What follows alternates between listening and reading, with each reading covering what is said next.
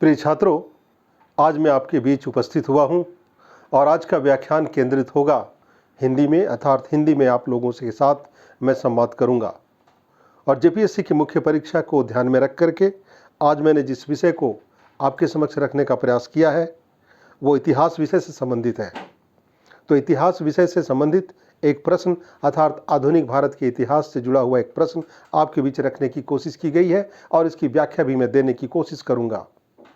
अर्थात पेपर 3 की बात हो रही है जो मुख्य परीक्षा के पाठ्यक्रम में आपके निर्धारित सिलेबस में दर्ज है।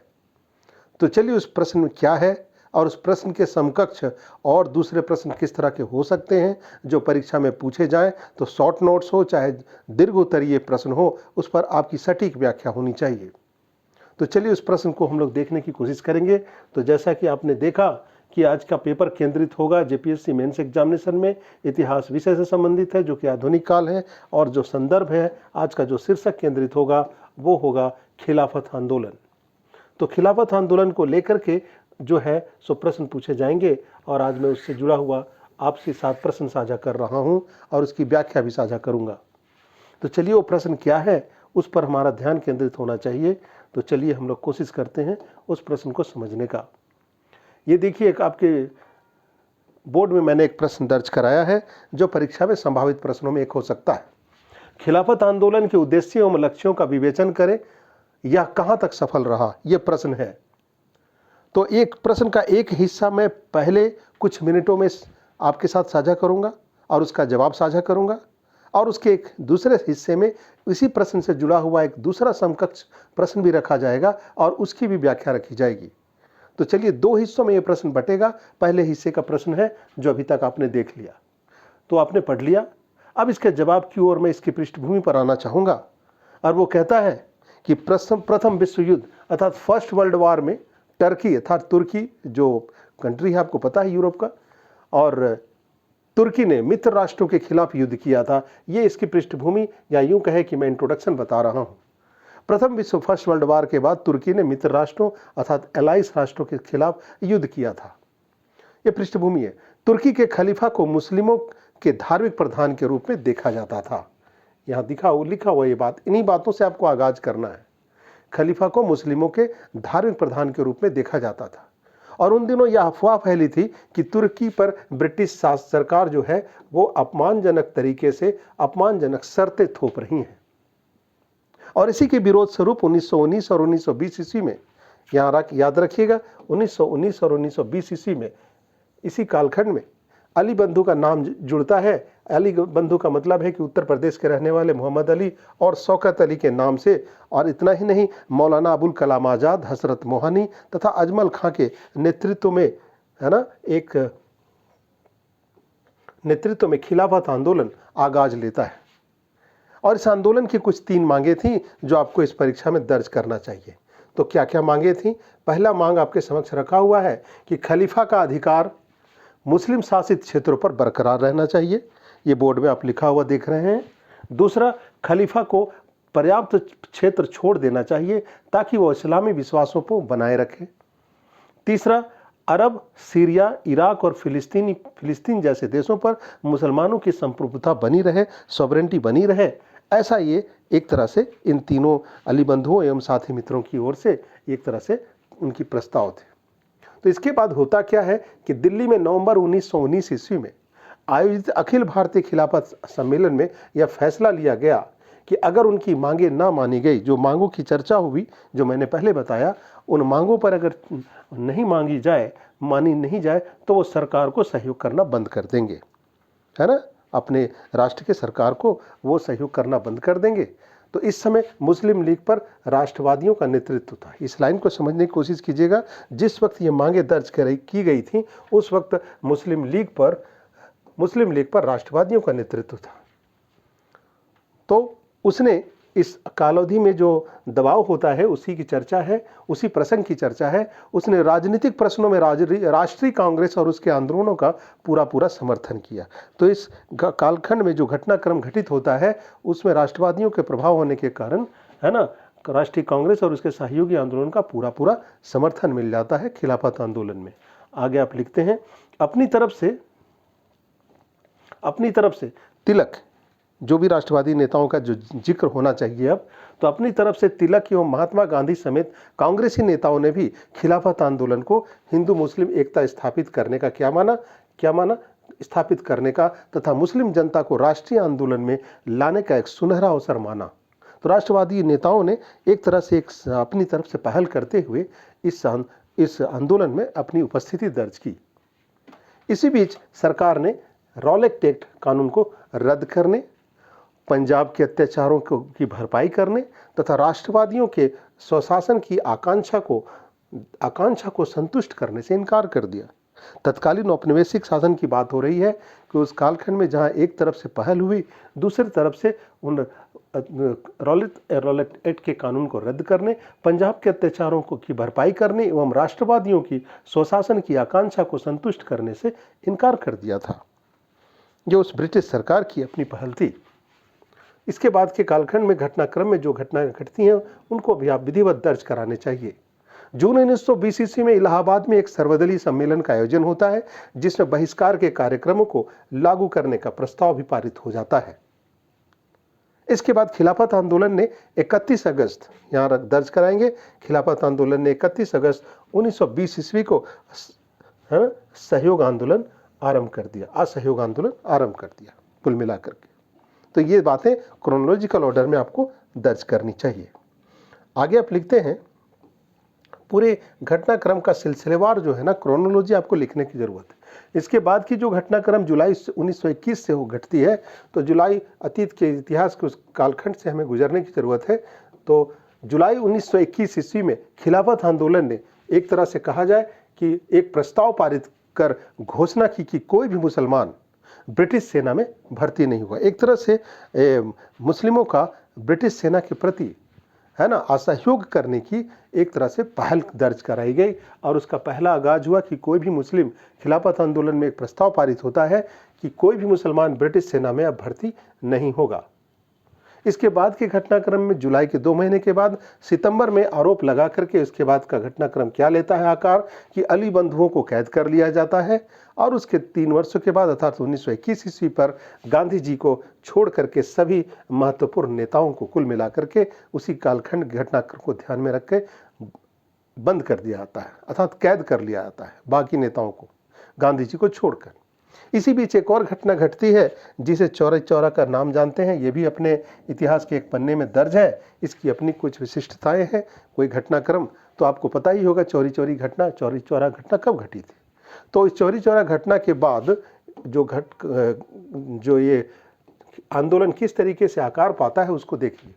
चौरी चौरा की घटना के कारण गांधी जी का जब असहयोग आंदोलन जो समानांतर चल रहा था उसको उन्होंने एक तरह से क्या किया था, स्थगित कर दिया था।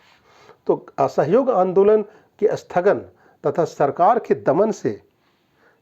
दमन से खिलाफत आंदोलन कुल मिलाकर के जो ऑर्गेनाइज पैटर्न पर बढ़ रहा था, वो जो दिशा अपनी दिशा को पा रहा था, वो एक तरह से वो भी शिथिल होता चला गया। तो खिलाफत आंदोलन एक तरह से यहाँ अपनी शिथिलता को पा लेता है। वस्तुतः खिलाफत आंदोलन का प्रश्न भी बहुत जल्द ही कुल मिलाकर कहा जाए तो अप्रासंगिक हो गया। दूसरी तरफ देखेंगे कि तुर्की की जनता के बारे में आपके वो पक्ष भी जानने की जरूरत है।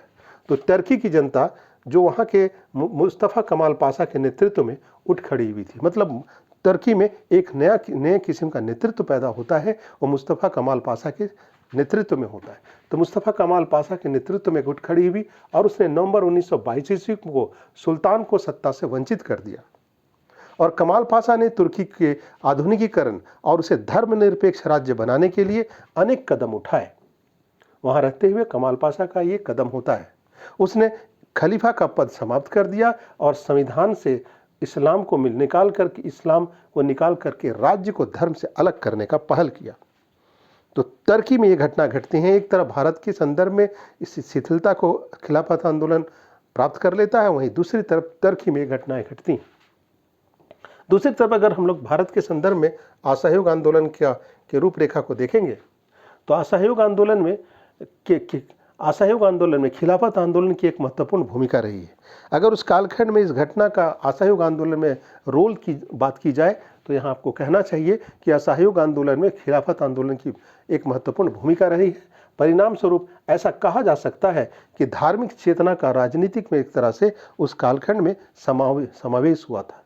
तो खिलाफत आंदोलन एक नई परिचय के साथ यहाँ देखा जा रहा है कि धार्मिक चेतना का राजनीति में समावेश हुआ और अंततः सांप्रदायिक शक्तियाँ उस कालखंड में मजबूत हो गई थी। तो जैसा कि प्रश्न था, प्रश्न की जरूरत यहाँ पूर्ति होती दिखाई दे रही है। तो यदि शॉर्ट नोट्स में ऐसा कोई प्रश्न पूछा जाए तो इतना जवाब दे सकते हैं।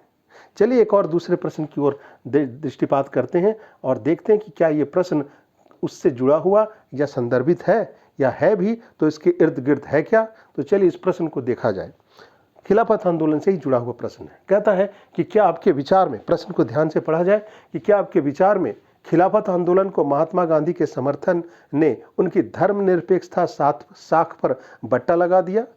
घटनाओं को आकलन के आधार पर बताते हुए अपना तर्क प्रस्तुत करें।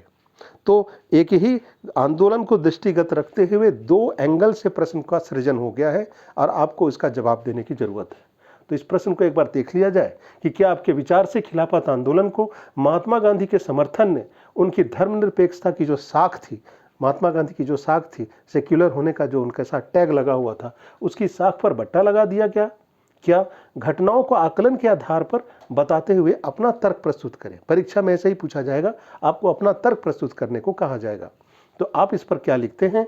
तो आपकी व्याख्या यहाँ से आकार लेती है कि आलोचकों का क्रिटिसिज्म जो रहे हैं, है ना, क्रिटिक जो रहे हैं, उनकी राय से आपके बात को आगाज करना है कि आलोचकों का मानना है कि महात्मा गांधी के द्वारा खिलाफत आंदोलन को समर्थन देना एक प्रतिगामी कदम था।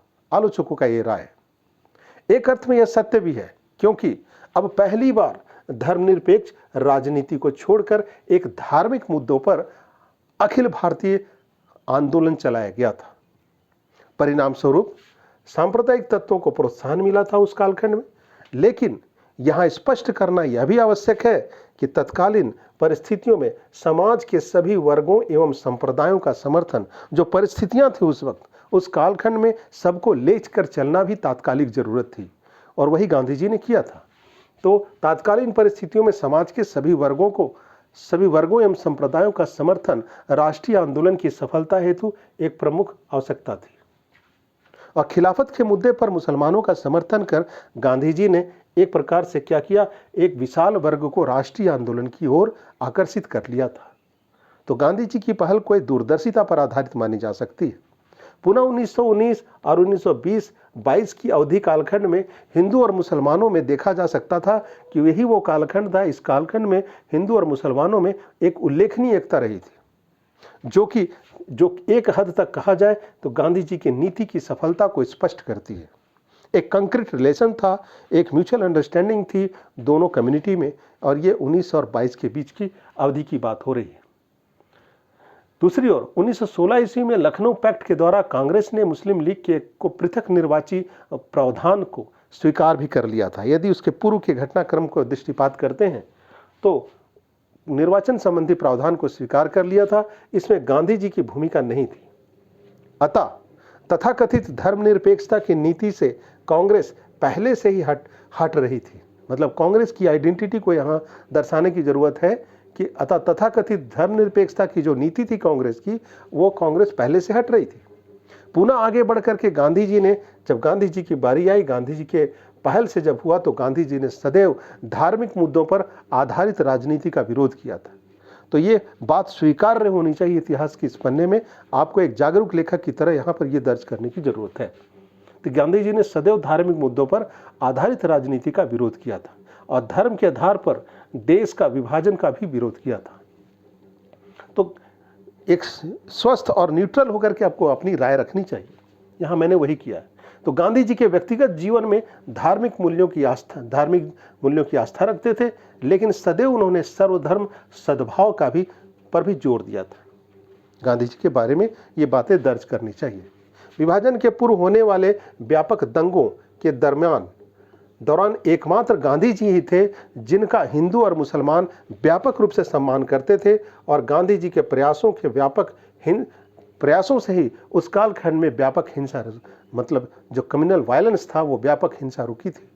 अतः यह कहना उचित नहीं होगा कि खिलाफत आंदोलन को समर्थन देने से गांधी जी के धर्मनिरपेक्ष छवि पहुंची थी।